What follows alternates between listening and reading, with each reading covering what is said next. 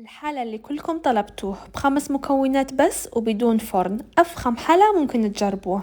يلا نسويه مع بعض، بس قبل لا نبدأ أتمنى تدعموا الفيديو بلايك وحركة إكسبلور، وخبروني في التعليقات إذا عجبكم. وأول شي نحضر البودين أو صوص الشوكولا. حطيت حليب مع سكر ومع كاكاو ونشا، وخلطتهم على نار هادية لغاية ما صار الخليط بهذا القوام، وضفت نوتيلا للنكهة، هذا اختياري ممكن انتو ما تضيفوها.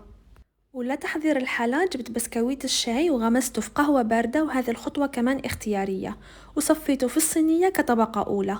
وللطبقة الثانية حطيت صوص الشوكولا، وأعيد الطبقات لغاية ما تخلص الكمية. أنا عملت 5 طبقات في هذه الصينية. وفي الأخير رشيت عليه شوية كاكاو للتزيين، ودخلته للثلاجة لحتى يبرد تقريبا من ساعة لساعتين أو أكثر بشوي. أتمنى تكون عجبتكم الوصفة، وتمنشنوني إذا جربتوها. جربوها، ممكن تحبوها.